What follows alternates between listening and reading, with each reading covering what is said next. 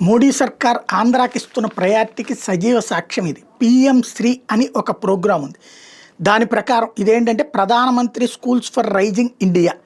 భారతదేశంలో తాజా పరిస్థితులకు అనుగుణంగా విద్యా వ్యవస్థ మార్పులు. దానికంటే ప్రభుత్వ పాఠశాలలో ఎప్పటికీ పాత పద్ధతిలో కాకుండా అత్యాధునిక పద్ధతుల ప్రకారం బోధన. దీనికి కావాల్సినటువంటి ఫండింగ్ కేంద్ర ప్రభుత్వం ఇస్తుంది. దాదాపుగా ఒక్కో స్కూల్కి ₹1,00,00,000 వరకు ఇస్తుంది ఇన్ఫ్రాస్ట్రక్చర్ చేంజ్ చేసుకోవడానికి. దీనికి భారతదేశంలో 14,000 స్కూళ్ళ దాకిస్తే అందులో 2వ ప్లేసు భారతదేశంలో ఆంధ్రాదైంది. దాదాపు 990 స్కూళ్ళ దాకా ఇచ్చుకొచ్చింది. మొబైల్ యాప్ల ద్వారా నిధులు వినియోగించుతారు. ఇది పనుల పురోగతిని ఎప్పటికప్పుడు ట్రాక్ చేస్తారు. ప్రతి పాఠశాలకు విద్యార్థుల సంఖ్య ఆధారంగా 50,000 నుంచి 1,50,000 దాకా ఏటా పాఠశాల నిర్వహణ నిధులు కూడా అందిస్తుంది కేంద్ర ప్రభుత్వం. అదే సందర్భంలో 494 కోట్లని కేంద్ర ప్రభుత్వం మంజూరు చేసింది.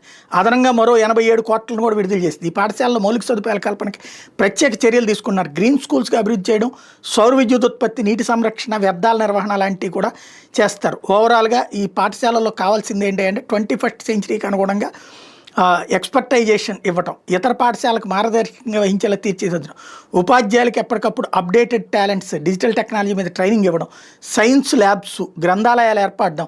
రాష్ట్ర వ్యాప్తంగా 755 పాఠశాలల్లో స్పోర్ట్స్కి సంబంధించి 855 పాఠశాలకి లైబ్రరీకి సంబంధించిన పుస్తకాలు, క్రీడా సామాగ్రి ఇస్తున్నారు. అంటే స్పోర్ట్స్కి సంబంధించి క్రీడా సామాగ్రి, లైబ్రరీలకు సంబంధించినటువంటి పుస్తకాలు.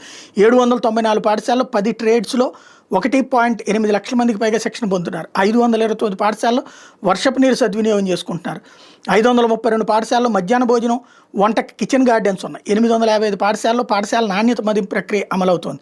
20,725 మంది విద్యార్థులు ఇంటర్న్షిప్ల ద్వారా పరిశ్రమల్లో పని కూడా చేస్తున్నారు. ఇది కేంద్ర ప్రభుత్వం రాష్ట్రానికి ఇచ్చినటువంటి అతిపెద్ద గిఫ్ట్.